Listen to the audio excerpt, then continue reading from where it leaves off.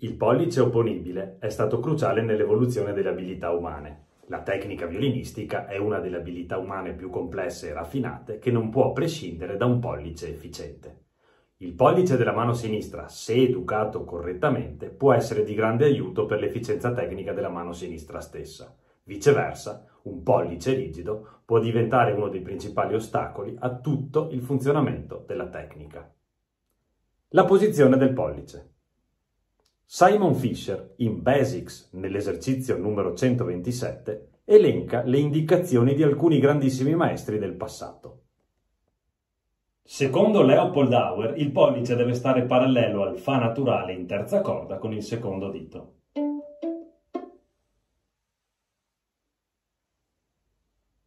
Secondo Ivan Galamian, il pollice deve stare tra il primo e il secondo dito. Secondo Karl Flesch e Otakar Ševčík, il pollice deve stare parallelo al primo dito. Secondo Shinichi Suzuki, il pollice deve stare tra il mi primo dito e il capotasto. Francesco Sfilio, allievo di Ernesto Camillo Sivori, a sua volta allievo di Niccolò Paganini, in Alta cultura di tecnica violinistica, illustra come le varie scuole della sua epoca prescrivevano la posizione del pollice. La scuola italiana di Bartolomeo Campagnoli e la scuola russa impostano la mano con il pollice davanti al secondo dito. Sempre Francesco Sfilio descrive le differenti posizioni del pollice e di conseguenza del primo dito in senso verticale. Alcune scuole prescrivono di tenere il pollice sotto il manico, altre più su e altre più su ancora. Leopold Mozart, nel libro I fondamenti della scuola del violino, afferma che il pollice deve essere più proteso in avanti verso il secondo e il terzo dito che indietro verso il primo. Dopo decenni di studio e di insegnamento del violino, posso affermare che non esiste una posizione del pollice che vada bene per tutti. A tal proposito, Simon Fisher, nell'esercizio 127 di Basics, propone un semplice esercizio per trovare la posizione più naturale del pollice della mano sinistra, che illustro alla lettera. Lascia cadere la mano lungo il fianco e rilassala completamente. Prima senza violino, poi tenendolo, alza velocemente la mano, pronta per suonare. Prima senza violino.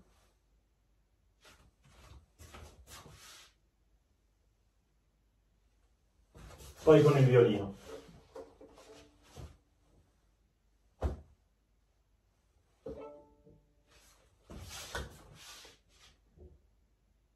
Se la mano e il braccio sono rilassati, la posizione dove si trova il pollice, qualunque essa sia, è quella adatta alla propria mano. È la posizione dalla quale parte il pollice e alla quale ritorna dopo tutti gli spostamenti lungo il manico dello strumento.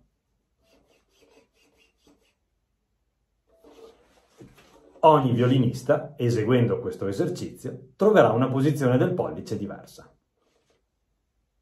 Il pollice deve essere sempre mobile e attivo rispetto al manico, non deve mai rimanere fissato in una posizione.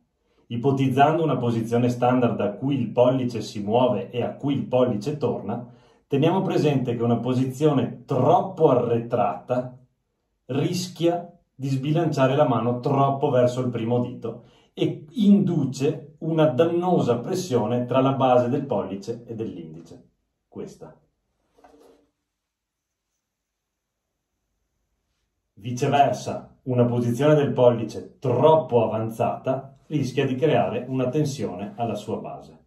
Lo stesso vale con la mano dell'arco. Se teniamo il pollice troppo verso il mignolo, ci sarà un irrigidimento alla base. Simon Fisher illustra 3 principi riguardanti il pollice della mano sinistra. 1. Non serrare il manico tra il pollice e le altre dita. 2. Il pollice non sta in una posizione fissa, anzi la modifica costantemente in relazione all'azione delle dita e della mano. I movimenti del pollice possono essere grandi o impercettibili e sono quasi sempre inconsci. 3. Avere consapevolezza delle 3 articolazioni del pollice. 1, 2 questa, e 3 questa. Ripeto, la prima è qui, la seconda è qui e la terza è qui. Approfondiamo quest'ultimo principio. Qual è il dito più lungo? Molti sarebbero portati a dire che è il medio. In realtà il dito più lungo è il pollice, che va misurato dalla base, non da qui. Per cui se andiamo a misurarlo con un righello, circa 10 cm, circa 8 cm. Non so se mi sono espresso correttamente dal punto di vista anatomico, mi sto riferendo al movimento delle dita. Questa premessa è necessaria perché se curiamo l'attività del pollice nella sua giuntura di base, tutta la mano sinistra beneficerà di una sensazione di rilassamento, equilibrio ed elastica agilità, come spiega lo stesso Simon Fisher in The Violin Lesson a pagina 181. In relazione a quest'ultimo principio, il compianto Enzo Porta insegnava questo esercizio. Eseguiamo una scala molto lenta, ad esempio Sol maggiore, e muoviamo il pollice molto avanti e molto indietro, eseguendo ritmi sempre più veloci. Partiamo con le duine. 1,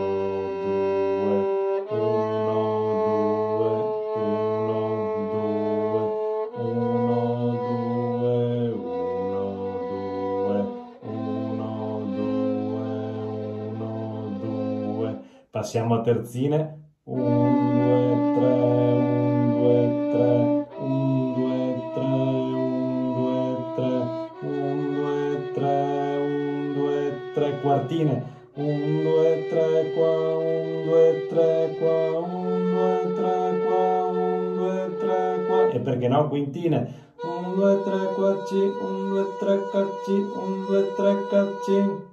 L'importante è cercare di non interrompere mai il movimento del pollice. L'esercizio 129 di Basics di Simon Fisher è parente stretto di quello di Enzo Porta che abbiamo appena visto. Andiamo ad illustrarlo. Mettiamo la mano in seconda posizione, ad esempio sulla corda La. Eseguiamo le note indicate nell'esercizio che alternano la corda vuota a ciascun dito, quindi La, Do, La, Re, La, Mi, La, Fa. Poi alterniamo il primo dito, Do, Re, Do, Mi, Do, Fa, e Re, Do, Re, Mi, Re, Fa, eccetera, eccetera, secondo dito e terzo dito. Effettuiamo dei movimenti lenti avanti e indietro del pollice, iniziando col dito molto avanzato e lo spostiamo molto indietro verso il capotasto. Il movimento del pollice deve essere continuo e la direzione deve cambiare in corrispondenza del cambio di arcata.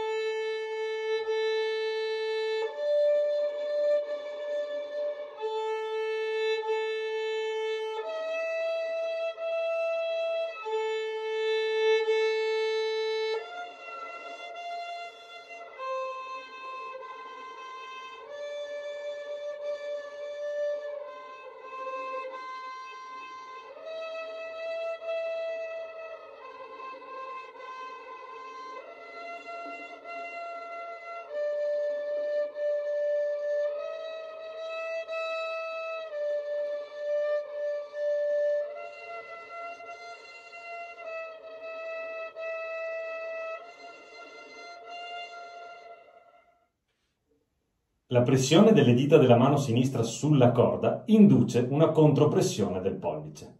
Molto frequentemente i violinisti tendono a esercitare una eccessiva pressione. Alleggerire la pressione delle dita conduce a un alleggerimento della pressione del pollice e viceversa. Ho illustrato in un altro video alcuni esercizi che aiutano a ridurre la pressione delle dita della mano sinistra. Come detto, la tendenza a stringere la base del pollice con la base dell'indice è uno degli errori più importanti da evitare. Simon Fisher, nell'esercizio 183 di Practice, ci invita a suonare interi passaggi con il pollice molto avanti, affermando che tale pratica ci farà sentire il pollice molto rilassato.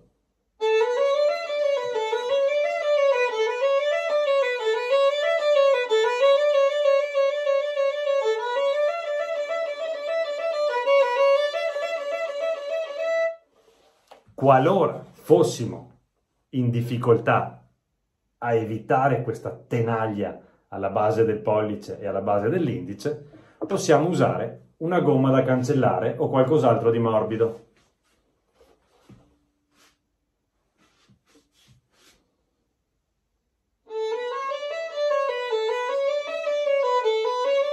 In questo modo siamo costretti a non fare questo. Nell'esercizio successivo, il 184, Simon Fisher ci spiega che il pollice è capace di muoversi in senso orario e antiorario rispetto al manico del violino.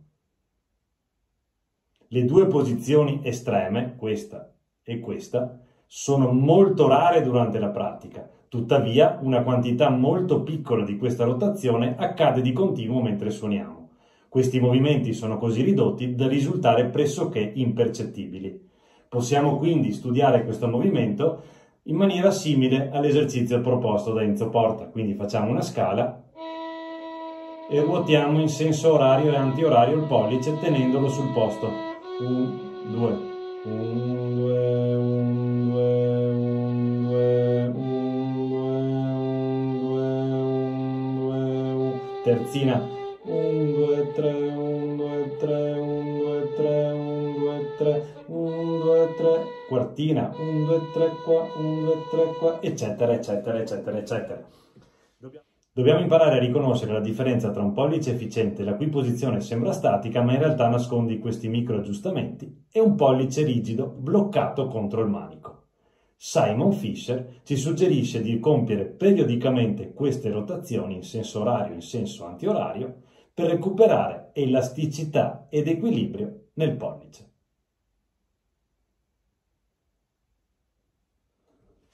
Un altro esercizio che ci aiuta a ridurre l'eccessiva contropressione del pollice consiste nell'eseguire frasi o passaggi staccando il pollice dal manico.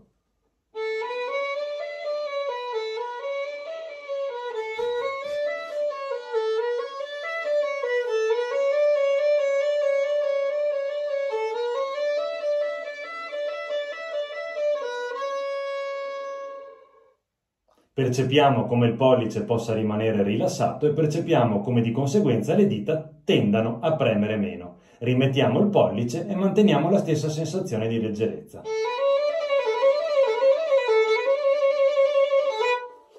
Nell'esercizio 128 di Basics, Simon Fisher ci suggerisce una combinazione di diteggiature da eseguire senza pollice a ritmo sempre più veloce con alterazioni sempre diverse.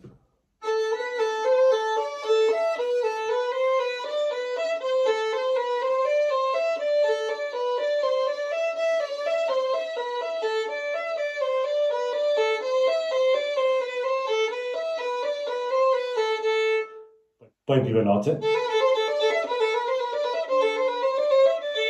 e più veloce ancora, eccetera, eccetera. Dobbiamo tenere il violino con il peso della testa, perché non abbiamo quel minimo di aiuto che ci dà il pollice. Se non ci riusciamo, possiamo appoggiare il violino contro il muro.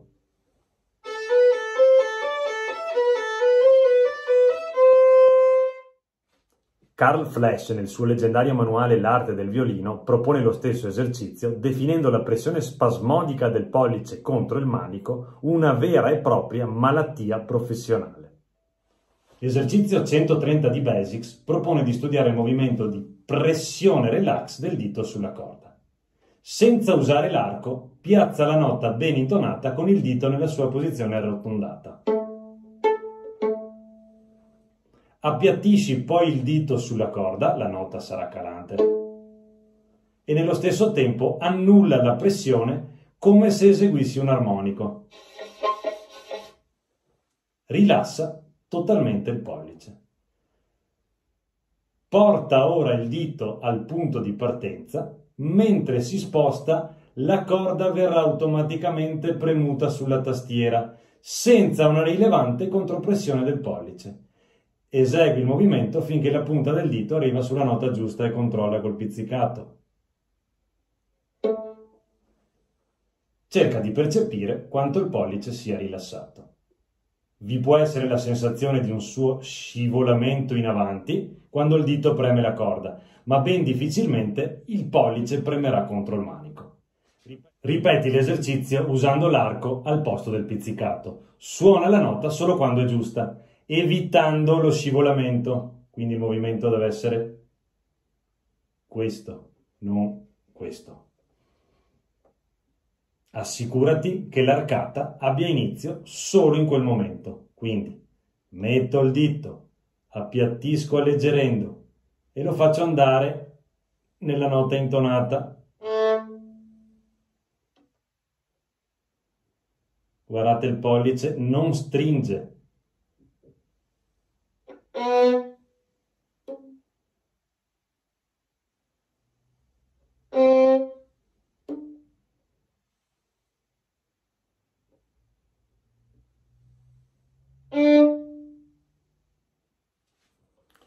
Paolo Borciani, primo violino del leggendario quartetto italiano, nel suo libro Lo studio del violino, a pagina 25 e 26, esprime il suo pensiero riguardo il pollice della mano sinistra, che cito alla lettera.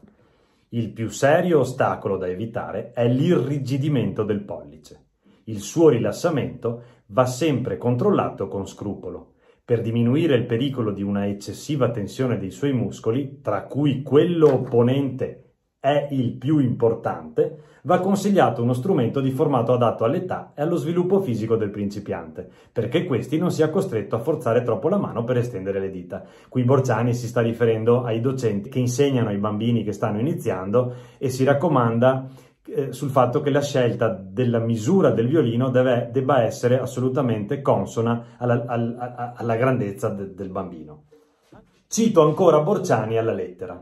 Le funzioni del pollice sono una lieve pressione laterale contro il manico dello strumento per neutralizzare ogni minimo spostamento causato dai salti di posizione e dal vibrato. Una modesta resistenza, ripeto, modesta resistenza alla pressione delle dita. Un aiuto negli smanicamenti, soprattutto nelle posizioni acute.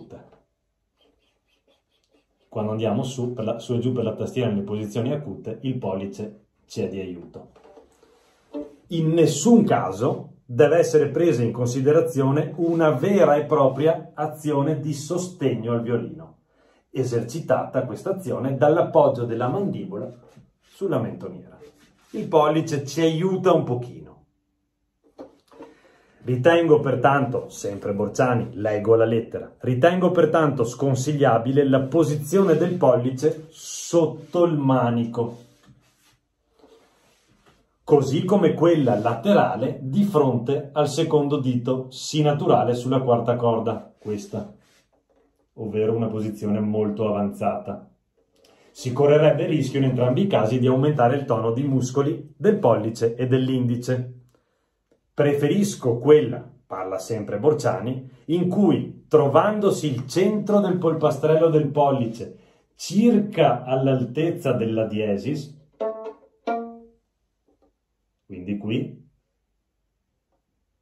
tra il primo e il secondo dito, sulla corda Sol, si favorisce al palmo della mano una posizione naturalmente concava e aperta.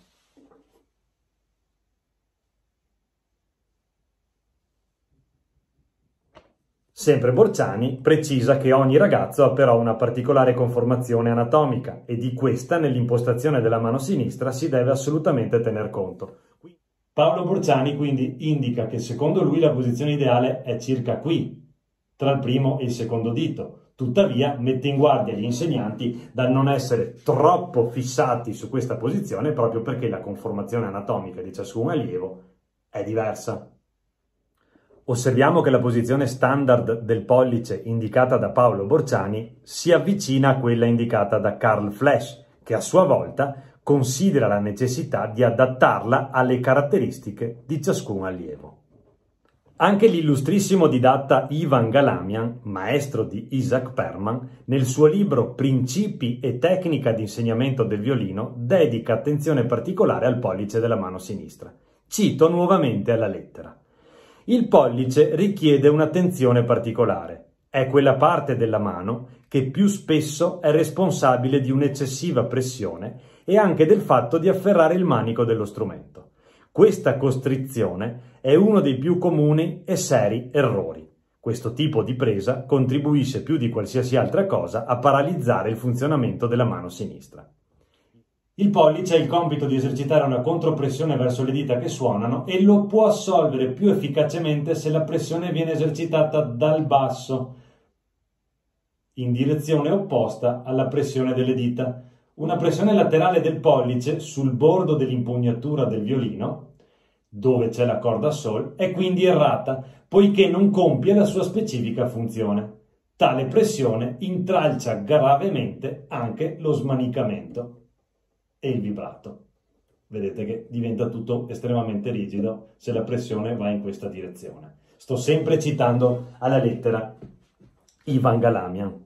Sempre Ivan Galamian dice: come sempre ci sono le eccezioni. Un pollice lungo necessariamente si eleverà considerevolmente sopra il livello della tastiera, poiché altrimenti le dita non potrebbero raggiungere il loro posto sulle corde. Con una mano di questo genere bisognerà stare particolarmente in guardia contro le pressioni laterali. Pensiamo proprio a Isaac Perman, che ha un pollice molto lungo e lo tiene molto molto alto. Cito sempre Galamian: al contrario, un pollice corto dovrà essere posto più sotto l'impugnatura dello strumento. Quindi più il pollice è lungo e più va in questa direzione, più il pollice è corto e più va in questa direzione. Sempre Galamian, cito nuovamente la lettera, afferma che in generale il pollice non dovrebbe essere né completamente teso né troppo piegato, ma piuttosto uniformarsi alla curvatura del manico. Scrivete nei commenti le vostre osservazioni riguardo i principi e gli esercizi che ho illustrato in questo video. Inoltre, dato che ho parlato del pollice, il like è d'obbligo. Buono studio!